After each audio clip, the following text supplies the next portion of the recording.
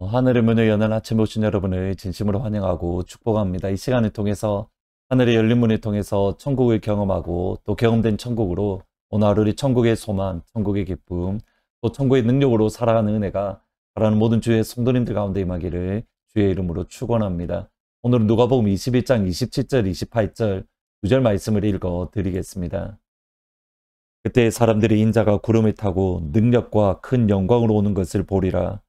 이런 일이 되기를 시작하거든 일어나 머리를 들라 너희 속량이 가까웠느니라 하시더라. 아멘.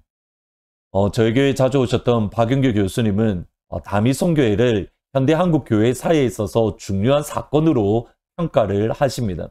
1992년 10월 28일 예수님이 다시 이 땅 가운데 한국에 특히 대립하신다라고 주장했던 다미성교회는 단순히 한국 교회를 넘어서서 9시 뉴스에 나올 정도로 한국 사회에 있어서 큰 이슈가 되었던 사건입니다. 10월 28일 예수님은 당연히 재림하지 않으셨고, 그러자 이장림 씨는 10월 28일 예수님이 영적으로 눈에 보이지 않게 재림하셨고 육적으로는 다른 날 다시 재림하실 것이다, 이렇게 주장을 했습니다. 눈에 보이지 않게 영적으로 재림하고 육적으로 다시 재림하신다, 이러한 것은 사실 잘못된 종말론을 주장하는 사람들의 공통적인 모습입니다.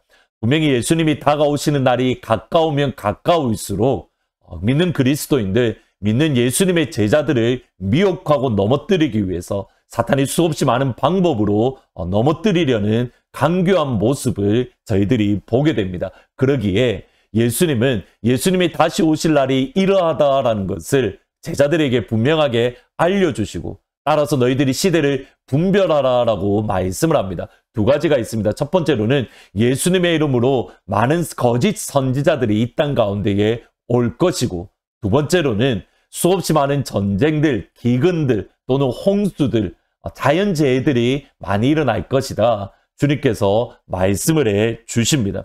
오늘 본문의 말씀은 예수님의 다시 오심에 대하여서 이야기하시다가 갑자기 예루살렘 멸망에 대해서 언급을 하십니다. 20절에 보시면 너희가 예루살렘이 군대에 에워싸이는 것을 보거든 그 멸망이 가까운 줄을 알라.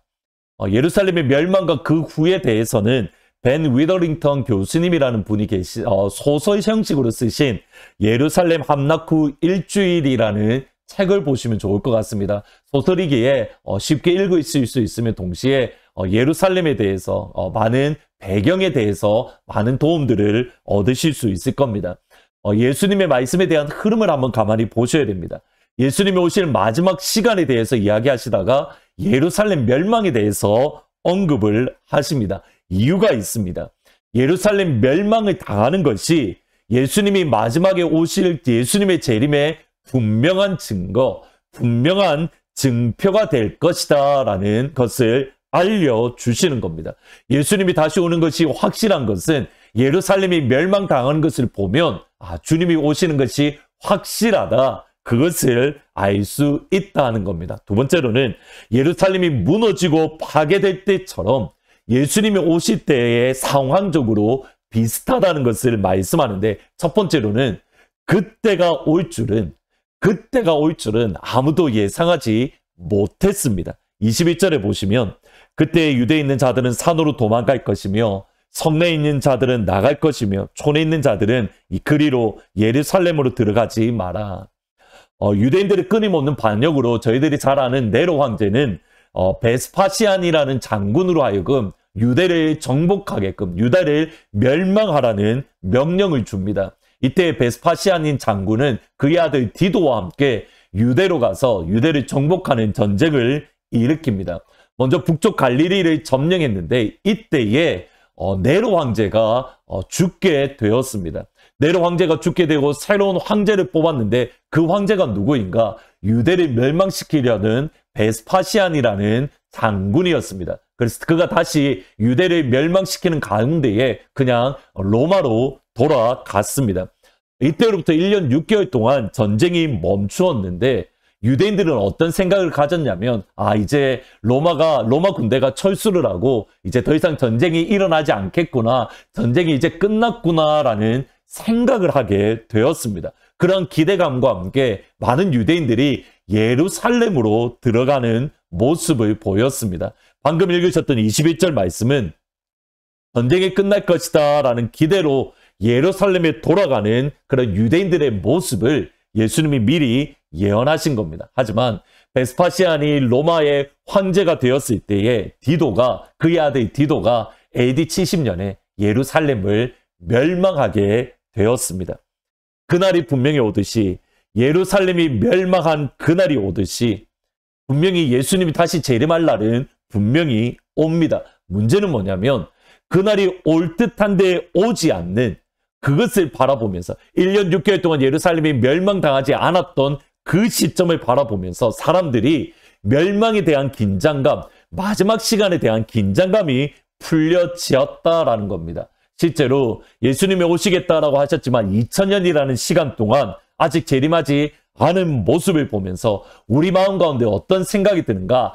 내 시대에는 예수님이 오지 않을 거야. 나는 이렇게 살다가 죽어서 천국에 갈 거야. 내 세대에 예수님은 오지 않을 거야 라는 그런 잘못된 생각을 가지기 쉽다라는 겁니다. 아닙니다. 모릅니다. 예수님이 오늘 당장 오실지 아니면 내일 오실지 알지 못하기에 우리는 항상 깨어서 긴장하는 모습을 가져야 됩니다. 항상 예수님의 다시 오심을, 예수님의 재림을 준비하고 있어야 됩니다. 제가 거의 쓰지 않는 단어 중에 하나가 마라나타라는 단어입니다. 초대교회 성도들이 했던 단어인데, 아멘 주 예수여 어서 오시옵소서. 예수님이 지금 당장 오시면 제가 준비되지 않았기에 두려운 마음이 있기 때문입니다. 그러나 진짜 그리스도인, 우리가 성도로서 참된 믿음의 모습은 무엇인가? 마라나타, 아멘 주 예수여 어서 오시옵소서. 주님의 오심을 깨어 준비하는 신앙생활. 예루살렘에 들어가면 안전하다 생각하지 아니하고 예수님의 오심을 두렵고 떨림으로 오늘 이 한 날 준비하는 모든 성도님들이 되시기를 주의 이름으로 축원합니다. 두 번째로 교회를 향한 심한 박해가 있을 겁니다. 24절을 보면 그날이 칼날에 죽임을 당하며 모든 이방에 사로잡혀 가겠고 예루살렘은 이방인의 때가 차기까지 이방인들에게 짓밟히리라. 로마에 의해서 예루살렘뿐만 아니라 예루살렘 성전까지 완전히 무너지고 파괴가 되었습니다. 이방인에 의해서 예루살렘이 짓밟혔습니다. 동일하게 예수님의 교회가 세상에 의해서 말로 표현할 수 없는 수없이 많은 박해와 환난과 고난을 당할 것입니다. 이것은 요한계시록에도 끊임없이 강조되어지고 요한계시록에 끊임없이 반복되어지며 이야기하는 교훈 중에 하나입니다. 수많은 그리스도인들이 순교를 당할 것이고 그들의 세상에 의해서 박해에 의해서 눈물을 흘릴 것이며 특별히 마지막 때에 세상에 의해서 아마겟돈이라는 전쟁이 일어날 것인데 세상에 의해서 거룩한 성 예루살렘이 포위당하는 수없이 많은 어려움들, 환난들이 있을 겁니다. 주님이 다가오실 때가 가까우면 가까울수록 교회를 향한, 그리스도인을 향한 핍박과 고난은 더욱더 심해질 겁니다. 예수 믿는 것이 결코 쉽지 않습니다. 이러한 어려움 가운데에 그리스도인이 견딜 수 있는 방법은 무엇입니까? 하나밖에 없습니다. 27절, 28절에 보면 그때의 사람이 인자가 구름 타고 능력과 큰 영광으로 오는 것을 보리라. 이런 일이 되기 시작하거든 일어나 머리를 들라 너희 속량이 가까웠다. 예수님이 분명히 오신다라는 소망입니다. 우리가 고난과 어려움과 환난 가운데 우리가 어떻게 이겨나갈 수 있는가? 주님이 계시다. 주님이 분명히 오신다. 그 소망을 끝까지 붙들 때에 비로소 이겨낼 수 있는 겁니다. 이후에 찬양 시간에 예수님이 다시 오신다라는 분명한 소망을 우리 마음과 우리 영혼에 다시 한번 충분히 새기는 영광의 은혜의 시간이 되기를 주의 이름으로 축복합니다. 이 소망을 가지기 위해서 지금 우리에게 필요한 것이 있는데 하늘의 열린 문을 통해서 하나님 우편에 앉아 계신 그 예수님을 믿음의 눈으로 바라보는 것. 이 은혜가 오늘 이 시간 하늘의 열린 문을 통해서 하나님 우편에 앉아 계신 예수님을 보고 그 예수님이 다시 오실 날이 있다라는 그 소망으로 다시 한번 충만하게 채워지는 영광의 여러분 가운데 임하기를, 모든 믿음의 가족 가운데 임하기를 주의 이름으로 축원합니다. 오늘은 말씀을 생각하면서 175장 신랑 되신 예수께서 다시 오실 때에 같이 찬양하시겠습니다. 신랑 되신 예수께서 다시 오실 때 밝은 등불 들고 나갈 준비 됐느냐. 그날 밤에 주님 맞을 등불이 준비됐느냐. 예비하라. 우리 신랑 예수 오실 때 밝은 등불 손에 들고 기쁨으로 주를 맞겠네. 그날 밤에 영화로운 혼인잔치에 기뻐하며 할렐루야 찬송 부르리. 그날 밤에 주님 맞을 등불이 준비됐느냐. 예비하라. 우리 신랑 예수 오실 때 밝은 등불 손에 들고 기쁨으로 주를 맞겠네. 아멘. 기도하시겠습니다. 아버지 하나님, 그렇습니다. 우리 주님 분명히 다시 오실 텐데 하나님 그날을 믿음으로 준비하며 소망으로 준비할 수 있는, 그래서 우리가 마라나타 아멘 주 예수여 어서 오시옵소서 주님 앞에 믿음으로 고백하는 사랑하는 우리 성도들 다 될 수 있도록, 믿음의 가족들이 될 수 있도록 하나님 역사하여 주옵소서. 주님 분명히 다시 오실 것인데 우리가 그날을 준비하기 위해서 이 시간 하늘의 열린 문을 통해서 하나님 우편에 계신 예수님을 바라볼 수 있기를 원합니다. 하나님 우리의 믿음의 눈을 열어 주옵소서. 믿음의 눈을 활짝 열어주셔서 아버지 오른편에 계신 그 주님을 오늘 이 시간 바라볼 수 있도록, 그래서 오늘 이 시간 천국 소망으로 주님 다시 오실 재림의 소망으로 우리가 오늘 이 한 날 승리하며 기쁨으로 이겨 나아갈 수 있도록 하나님 역사하여 주옵소서. 예수님의 이름으로 기도합니다. 아멘. 오늘 이 시간 여러분 가운데에 하늘의 열린 문을 통해서 하나님 우편에 계신 예수님을 바라보는, 그래서 믿음의 소망으로 오늘 이 시간 승리하는 영광의 하루가 되시기를 예수님의 이름으로 축원합니다. 마라나타 주 예수여 어서 오시옵소서. 땅의 모든 끝 모든 족속 주를 찬송하게 하소서. 마라나타 주 예수여 어서 오시옵소서. 모든 열망이 주께 돌아와 춤추며 경배하게 하소서.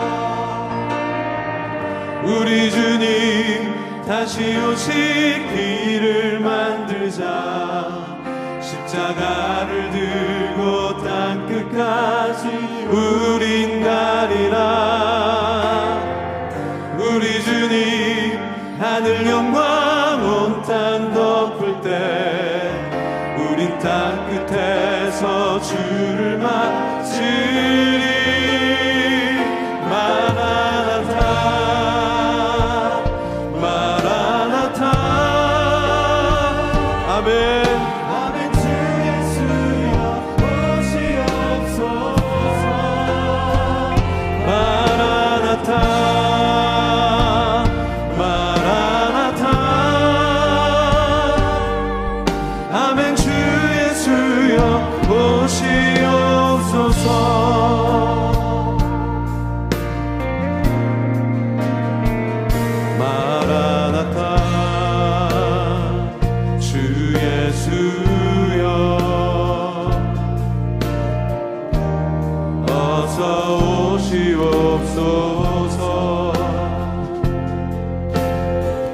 땅의 모든 끝 모든 족속 주를 찬송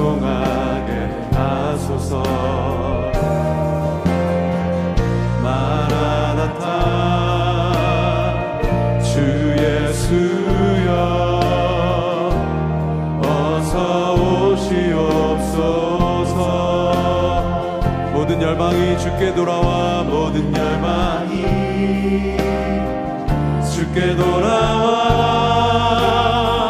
춤추며 경배하게 하소서. 우리 주님 다시 오신 길을 만들자. 십자가를 들고 땅 끝까지 우린 가리라. 우리 주님 하늘 영광 온 땅 덮을 때 우린 땅 끝에서 주를 맞으리.